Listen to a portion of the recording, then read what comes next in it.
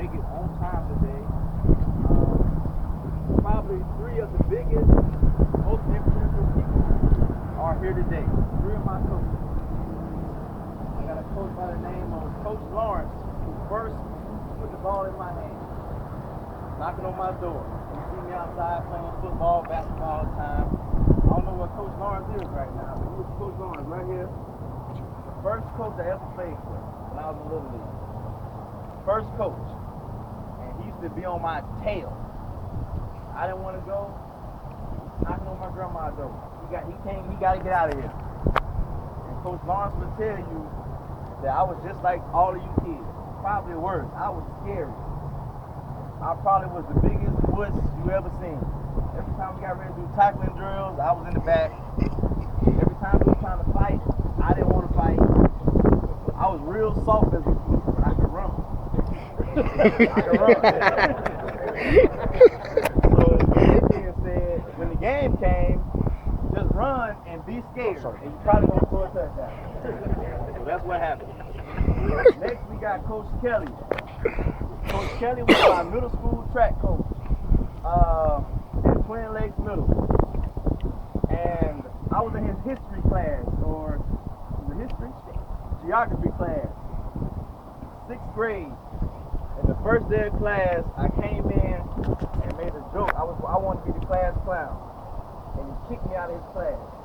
I tell this story all the time. He kicked me out of his class and he said, I won't tolerate it. I will not have knuckleheads in my classroom. So from that day forward, I developed a big respect for him. And ever since that day, he's been a mentor to me. He's been kind of like a father to me. I would say big brother. He probably think he's my daddy.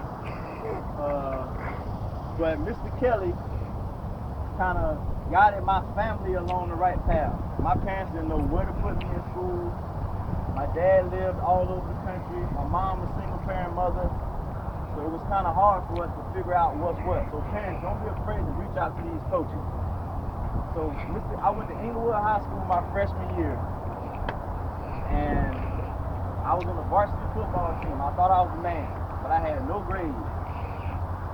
So I was ineligible to play basketball. And I was heartbroken. I had to go home and tell my grandmother I don't have the grades to play. So I got with Coach Kelly. I called him. I said, look, I want to make something out of my life. I want to go to college. And from that day forward, he introduced me to the principal here at Mandarin High School. My first day at Mandarin High School, I did not fit in. I had never went to school with white kids. It was like a culture shock to me. So I came here. I didn't know anybody. I lived on the other side of town, and I was trying to figure out how am I going to do this. I woke up every morning at 5:30. My bus came at 5:30 just to get to school on time. And then I got another guy, Richard Burnoski, who was my head football coach here. Here I was, 5'8", 130 pounds. And the first day I came out here, they cut me. Because they looked at me and they was like, no way this guy can play football. So I got cut. So I went back home, crying to my grandmother, saying like, they cut me from the team, blah, blah, blah. So they called up to the school, and I met Coach Bruno. And I said, Coach Bruno, I promise you I'm going to be the best DB you had to come out of Memphis. And he was like, looked at me like, what? I said, no, Coach, I'm serious. I said, whatever you got to do to get me in college, I'm going to do it. Coach Bruno took me in his home. He took me in his home every summer. He took me to every football camp. He took me all around the country. And by the end of my senior year, I was the #1 cornerback in the country. Not #2, #1. And I looked him dead in his eyes and I said, I love you. Thank you very much. But it don't stop from there. You look at me, you say, #1 cornerback in the country? What? You look at Leon Washington, 2-time Pro Bowler. Look, we are from the same streets you guys are from. Grew up the same way y'all growing up now. So don't take this moment for granted. Don't take it for granted. I never went to a football camp as a little kid, only when I was in high school. So appreciate what you're about to hear from these guys. I always get emotional when I talk to people because this is real. This is real. This is not fake. This is real. And if y'all don't feel me, go somewhere else because this is real. You want to be able to take care of your family, set your kids up, you can do it. Education in bone, you can do it.